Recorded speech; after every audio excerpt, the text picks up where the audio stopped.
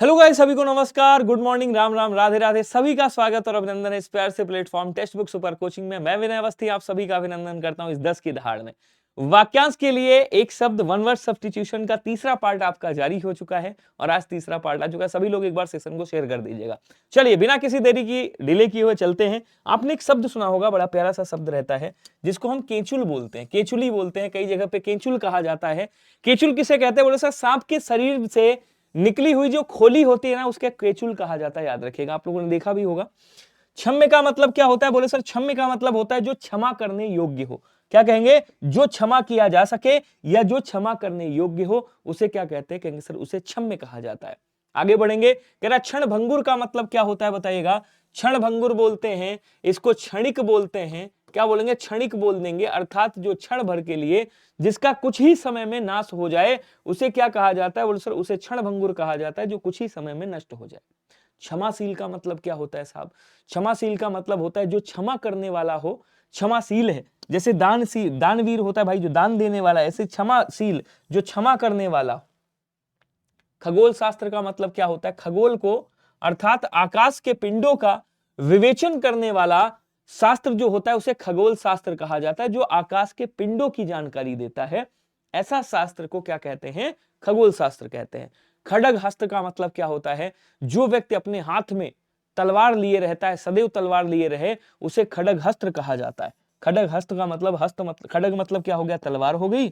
खड्ग का मतलब क्या हुआ? बोलो सर तलवार। और हस्त का मतलब क्या हुआ? बोलो सर हस्त का मतलब हाथ हो गया, अर्थात हाथ में सदैव तलवार लिए रहता है, उसे खड्ग हस्त कहा जाता है। खंडन का मतलब होता है कि भैया दूसरे के मत का विरोध करने वाला खंडन कहलाता है, दूसरे की बात को काटने वाला खंडन कहलाता है।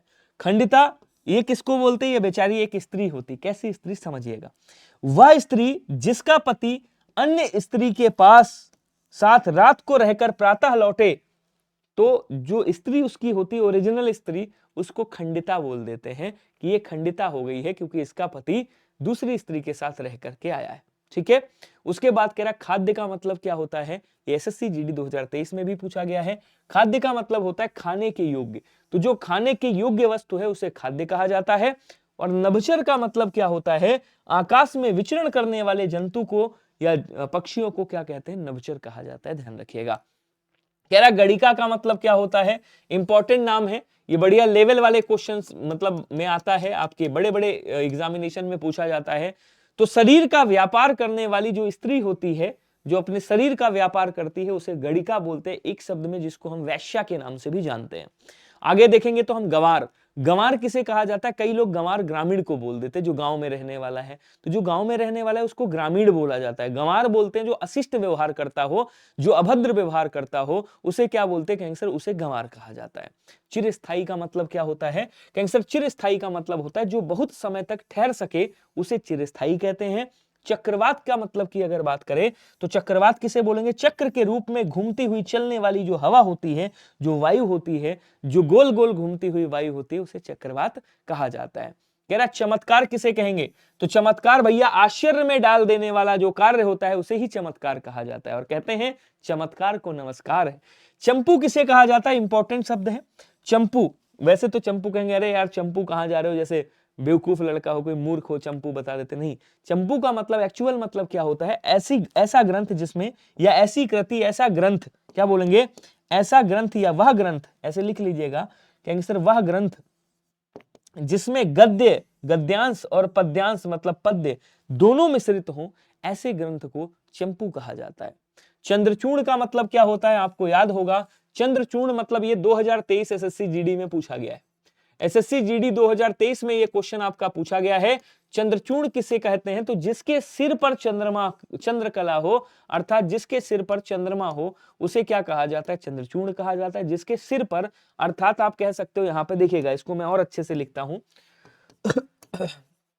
जिसके बालों में क्या हो? जिसके बालों में, बालों अर्थात जूड़े में चंद्रमा हो, चंद्रमा हो, उसे क्या कहा जाता है? बोले सर उसे चंद्रचूर्ण कहा जाता है।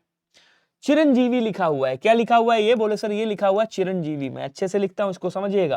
क्या कहेंगे? कहेंगे सर ये चिरंजीवी लिखा है, ऐसे भी लिखते हैं इसको चिरंजीवी।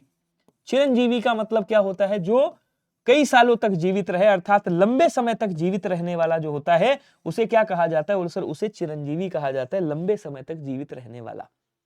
चिर परिचित का मतलब क्या होता है? लंबे समय से। देखो चिर का मतलब तोड़िएगा, चिर मतलब लंबा समय, परिचित मतलब परिचय है, अर्थात बहुत समय से जो परिचित व्यक्ति है उसे क्या बोलेंगे? चिर परिचित बोलेंगे। उसके बाद कह रहा चिर निंद्रित, मतलब निंद्रित का मतलब होता है सोया हुआ, चिर का मतलब होता है बहुत समय से, अर्थात जो चिर निंद्रा को प्राप्त है, या जैसे कुंभकर्ण बहुत समय से सोया हुआ, बहुत समय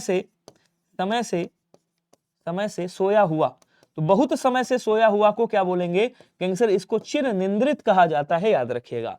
कह रहा चिंतनी का मतलब क्या होता है? तो चिंता करने योग्य, क्या बोलेंगे? चिंतनी का मतलब क्या होता है? चिंता करने योग्य बात चिंतनी कहलाती है। चेतावनी क्या होता है? कि मैं तुम्हें चेतावनी देता हूं, अब तुम सुधर जाओ। तो सावधान करने के लिए दिया गया जो आश्वासन संकेत होता है उसे क्या बोलते हैं? कैंसर उसे चेतावनी कहा जाता है।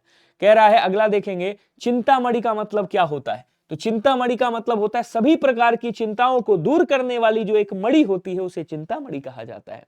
छद्मवासी का मतलब क्या होता है? छद्म मतलब गुप्त, छद्म मतलब गुप्त, वासी मतलब वास करने वाला, वास करने वाला अर्थात रहने वाला, वास करने वाला अर्थात रहने वाला। तो जो गुप्त रूप से निवास कर रहा हो, जो गुप्त रूप से रह रहा हो उसे छद्मवासी कहा जाता है। उसके बाद क्या कहेगा? तो उसके बाद कहेंगे भैया छावनी का मतलब क्या होता है? जो सेनाएं छावनी डालती हैं, जहां सैनिक निवास करते हैं उसे छावनी बोलते हैं। छिद्रान्वेषी का मतलब क्या होता है? जो दूसरों में केवल दोषों की ही खोज करता हो, अर्थात जो दूसरों के दोष को खोजता है। ऐसे लिख लीजिएगा, जो ऐसे लिखेंगे, जो दूसरों के दोष देखता है, दोष ढूंढता है या खोजता है, दोष खोजता है, जो दूसरों में या दूसरों के दोष खोजता है उसे क्या कहा जाता है? उसे छिद्रान्वेषी कहा जाता है। छापामार दल एक होता है, छिपकर आक्रमण करने वाला छापामार दल कहलाता है।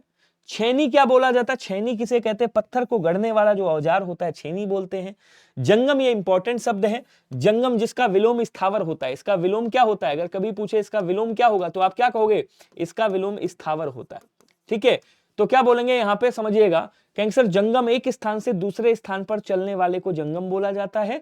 जैसे यायावार मैंने बताया था, जो एक स्थान पर टिक कर नहीं रहता। जलद का मतलब होता है जो जल बरसाता हो, अर्थात जलद बादल को ही कहा जाता है।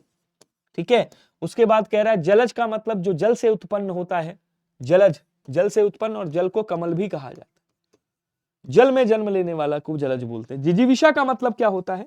जिजीविषा का मतलब जिंदा रहने की इच्छा या जीवन जीने की इच्छा। क्या बोलेंगे? जीवन जीने की जो इच्छा होती है, जीवन जीने की इच्छा, उसे जिजीविषा बोलते हैं। और जीवन जीने की इच्छा रखने वाले को जिजीविषु बोलते हैं। जितेंद्री का मतलब क्या होता है? जिसने इंद्रियों पर विजय प्राप्त कर ली हो। जितेंद्री मतलब जिसने इंद्रियों को वश में कर लिया हो, या फिर जिसने इंद्रियों पर विजय प्राप्त कर ली, विजय प्राप्त कर ली हो, एक ही बात है, कर ली हो, उसे क्या कहा जाता है? जितेंद्री कहा जाता है। जीतात्मा किसे बोलते हैं? तो बोल सर जीतात्मा जिसने आत्मा को जीत लिया हो उसे जीतात्मा कहा जाता है। जौहर आप लोग जानते होंगे, अगर कोई राजस्थान से बिलोंग करता है तो उसको खूब अच्छे से पता होगा कि भैया जौहर किसे कहते हैं। तो कैंसर अपनी इज्जत को बचाने के लिए किया गया अग्नि प्रवेश। जो रानियां पहले क्या होती थी भाई, अग्निकुंड में कूद जाती थी अपनी इज्जत बचाने के लिए और भस्म हो जाती थी, जल जाती थी, उसे जौहर कहा जाता था। ज्वालामुखी किसको बोलते हैं? तो वह पहाड़ जिसके मुंह से आग निकले उसे ज्वालामुखी बोलते हैं। झबरा किसे बोलते हैं? इस तरह का क्वेश्चन जीडी में पूछा गया था। लंबे और बिखरे बालों वाले को झबरा कहा जाता है। टकसाल किसे बोलते हैं? 2023 में क्वेश्चन पूछा गया है आपका, 2023 वाले एग्जाम में। टकसाल किसे बोलते हैं? तो बोल सर जहां सिक्कों की ढलाई होती है, जहां पर आपके सिक्के बनाए जाते हैं, उसे टकसाल कहा जाता है।